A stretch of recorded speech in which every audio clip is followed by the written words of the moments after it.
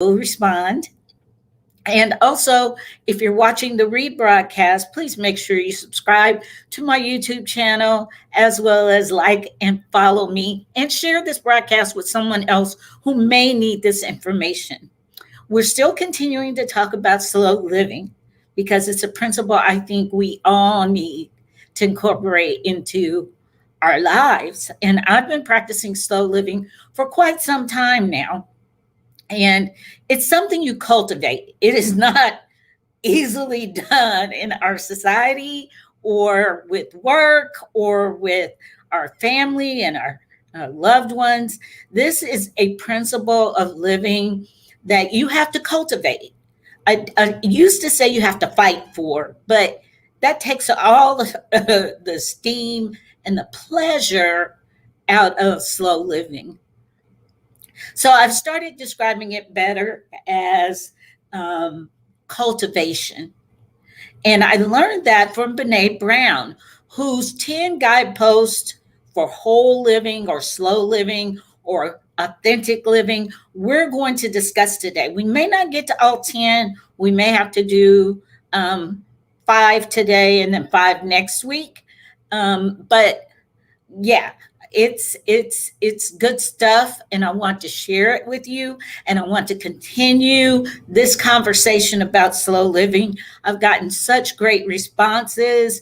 Thank you to those of you that have liked, shared, listened to the rebroadcast, taken advantage of the resources and the tips for slow living that I've shared. You've shown your appreciation. You've told me how much you've enjoyed them. And then you guys have even taught me some things that you've done during this pandemic, which we've all been collectively traumatized and tossed into slower living.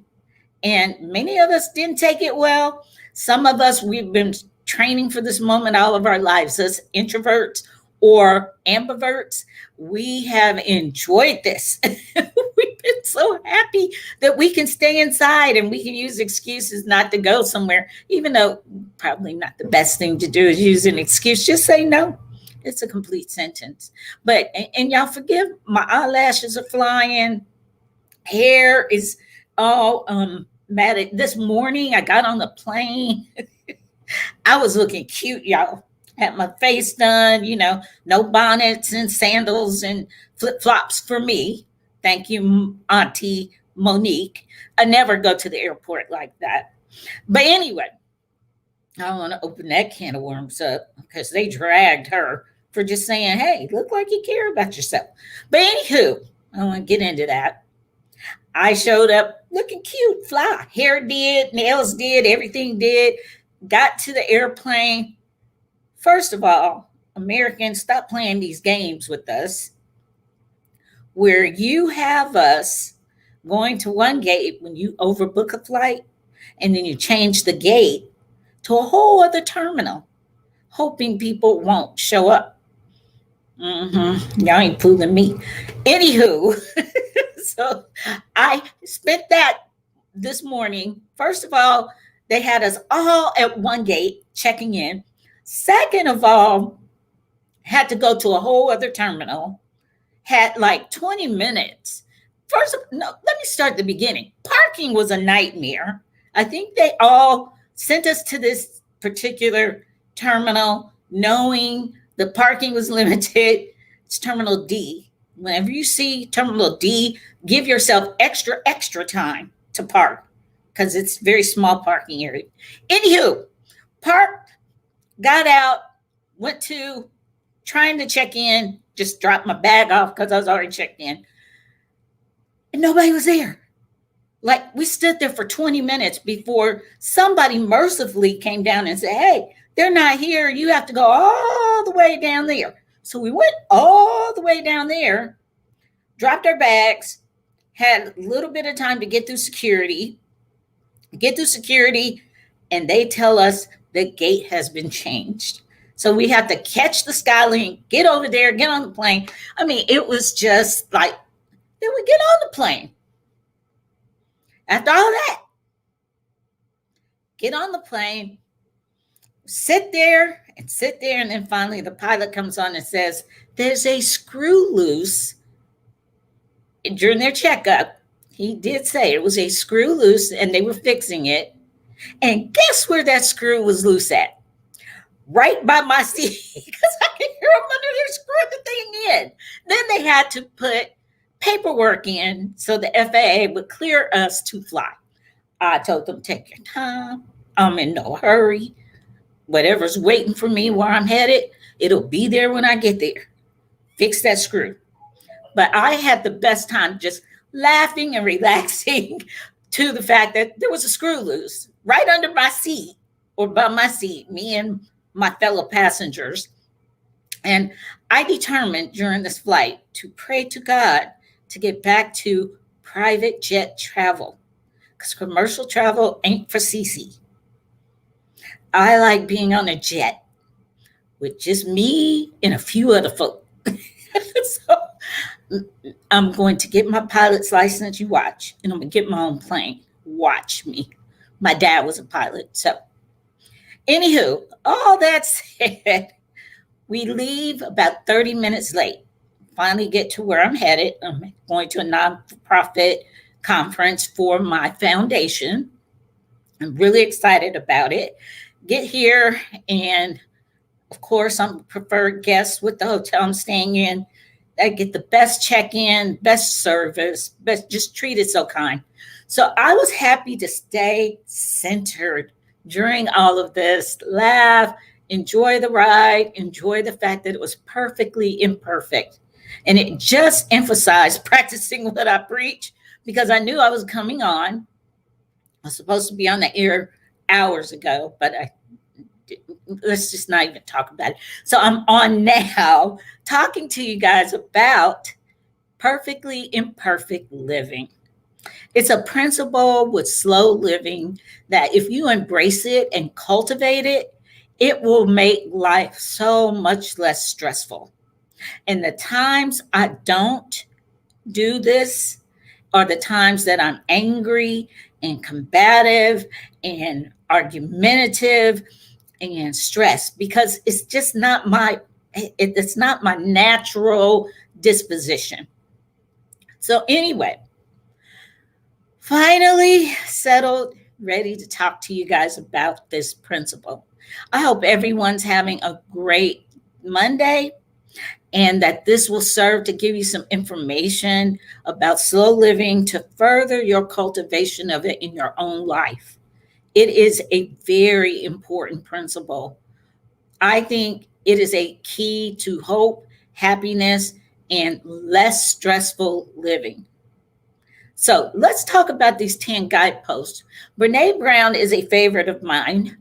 She is out of the University of Houston. She is a sociologist and a PhD, a lecturer, and one of her TED Talks on vulnerability has been one of the best, most viewed TED Talks of all time. And it launched her into this career that she has now, which is helping us all live a more wholesome, authentic, vulnerable, shame-free lifestyle. She started teaching these principles in her practice, her sociology practice. As a sociologist, she just desired to help people really change their lives. I have that same desire. So that's why I like her. There's something on the screen that was bugging me.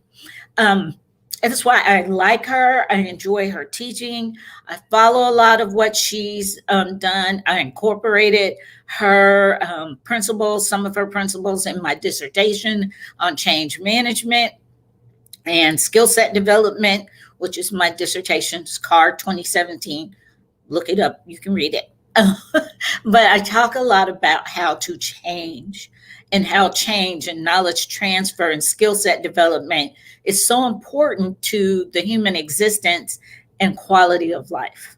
So, in self coaching yourself, I want you to practice these 10 goalposts. And maybe we'll get they're guideposts, not goalposts. Maybe we'll get to all 10 of them, but I'm not sure if we'll have enough time. because I yacked so much about my travel fun this morning, that well, we'll just see what we can get to. You cultivate and practice these principles. Please don't ever think you knock it out once, you learn about it once, and then you're perfect, you're fine. That's not true. So the first goalpost is cultivating authenticity. And when we're practicing soul living, being authentic to who you are, what you like, what you want in your life, the people you love, all of those things, and really showing up means you have to let go of what people think. A lot of us live an existence of image management and not being who we supposed to be, perfecting ourselves in a way that people think, you're supposed to be this image. And then when they meet the real you, they're disappointed because I don't fake it. I'm not perfect. I don't act perfect. I don't know everything. I try to live my life authentically. I can have a smart mouth. I can be very, very protective of my peace. And I don't like arguments. So, and I can cut some stuff off. That's a strength and a weakness for me. But letting go of what people think about you is a good goalpost or a guidepost for authentic living, slow living, wholesome living.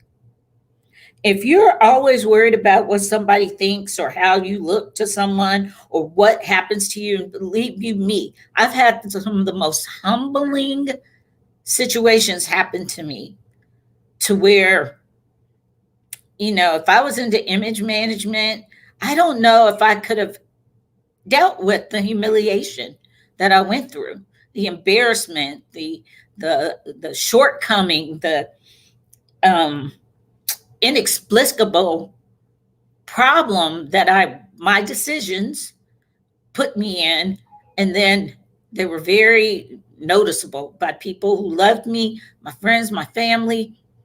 I had to let go of what people think because that wasn't going to help me trying to manage my image and keep that covered and keep it secret. No, I didn't talk about it to people because people couldn't help me.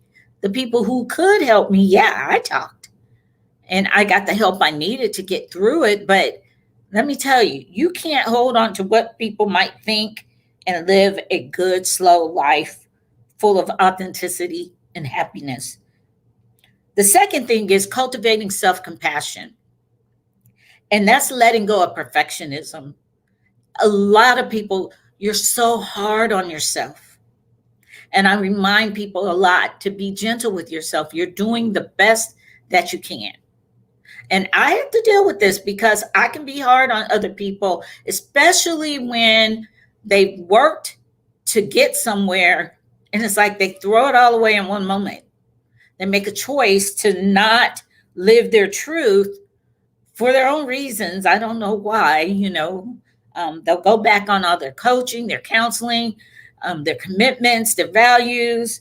And I think it's because they're so hard on themselves and they have an all or nothing, a black and white view of life. And life just isn't like that. People aren't like that. People aren't black or white.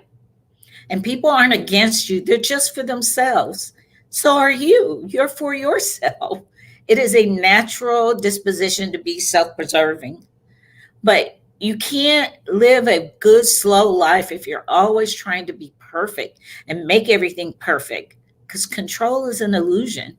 And how many of you can say a percentage of things that go exactly the way you plan them?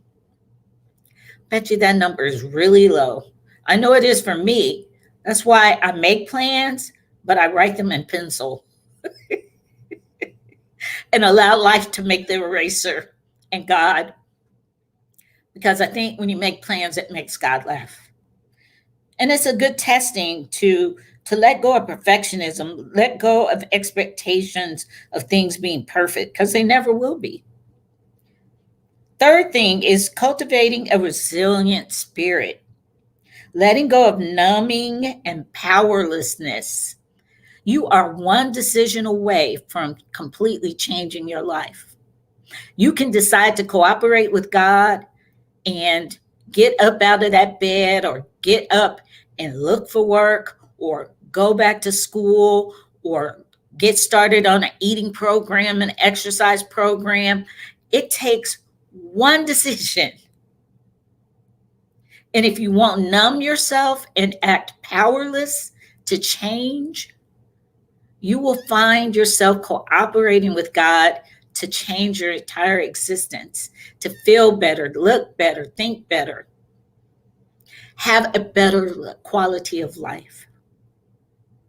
And that's what slow living can do for you. So let go of numbing and powerlessness and be resilient. And resilience is the ability to stretch past and move forward and get up and begin again. And you know something? You really do become what you gaze upon. And I find when we numb ourselves and we descend into depression, or we descend into powerlessness, or we numb ourselves out, which is a natural response of the brain to shut off the power and the pleasure center so you can cope with a rough situation. But that's a short period of time unless you cooperate with the numbing and you turn it down yourself and you lose hope. Then you just stay in that rut. And to turn yourself back on, you have to be resilient. You have to tell yourself, I can, not I can't. Okay? So that's a big one that really whole lot of time, because in this pandemic, we've all had to become resilient. And you're either still trapped in wishing things could go back to the way they were, or you've accepted the fact that our whole lifestyles and everything is rearranged and we've got to learn a new normal. So, numbing and being powerless is not going to get you the life that you want. So, cultivate a resilient spirit. Cultivate some self compassion. Be gentle with yourself. Let go of perfectionism. And then cultivating authenticity. That's letting go of what people think about you or think about your decisions. The fourth thing is cultivating gratitude and joy. Letting go of scarcity and fear of the dark. There are so many unknowns, and that has been one of the most difficult things for me as a positive applied psychology and industrial organizational psychology professional, is how many people turned in the dark and became fearful of what they could not figure out or could not identify. And so they began operating from a place of fear, which is false evidence appearing real. Because when we don't know, we just don't know. And to act as if what you don't know is to be feared instead of anticipating eventually you'll know more, and understanding the fact that you can't know everything. That's just an impossibility. So letting go of fear is facing it. I have an exercise I teach in my classes about emotional intelligence, and when we come to conquering fear, and it's an exercise where you write down what's the worst that could happen. And the reason why I have you do that, and the reason why I do it, is because once you identify that, it stops being as scary. You can actually face it because you can identify what it is that you're fearful of. And then you can slay that dragon of fear by telling yourself, what's the worst that could happen? And then once you identify it, it loses a lot of its bite. That dragon isn't as fierce when you can look at it and identify it. It's a really good exercise to do. It's a really good exercise for kids when they're fearful of something, asking them, what are you afraid of? That has been one of the most important questions when I was battling situational depression. Um, I remember my therapist asking me that question, and I totally lost it. I lost it because nobody had ever asked me what I was afraid of. I just spent so much time being afraid of the unknown and the dark and what I couldn't see and what I couldn't change that I just became powerless. So that's a great exercise to identify what you're fearful of. Write it down. Let yourself look at it. Let yourself see it, and then you can take away its teeth, its bite. 5 is cultivating gratitude and joy. Oh no, I just said that, didn't I? That was 4. 5 is cultivating intuition and trusting faith, letting go of the need for certainty. That's very similar to what I just talked about being fearful of the dark, being fearful of what you don't know, and not identifying what you're fearful of or what's the worst that could happen. This is a shade different in that the need for certainty is a locus of control issue.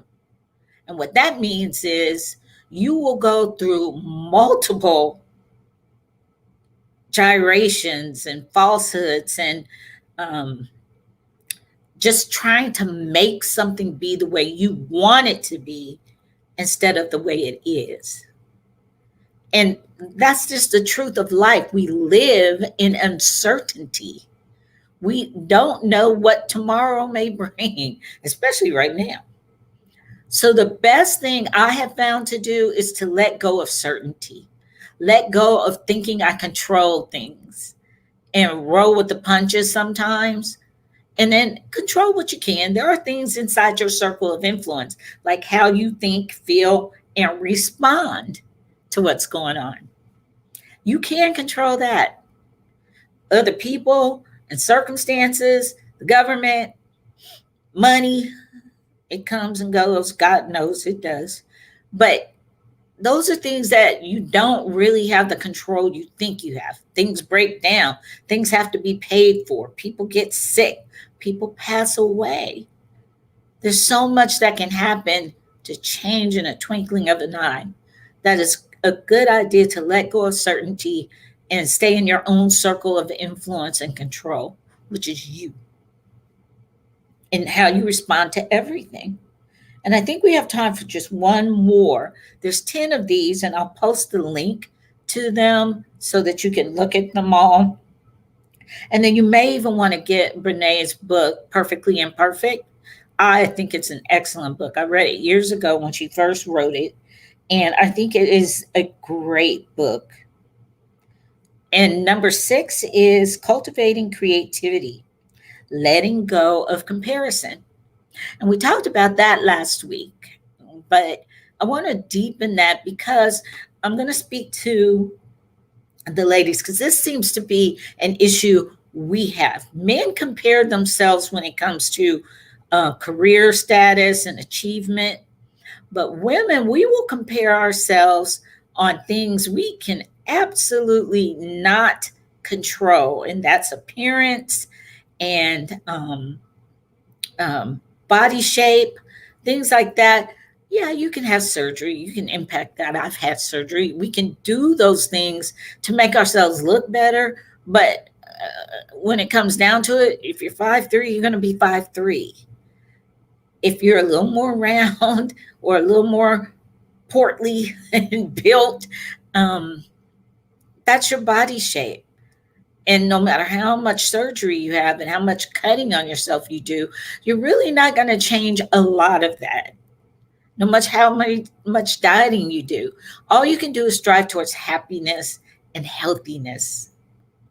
So comparing yourself to the airbrushed, photoshopped magazine and models and people on TV and Instagram, social media models, the ones that have been so cut up and surgical and, gotten butts and breasts and everything.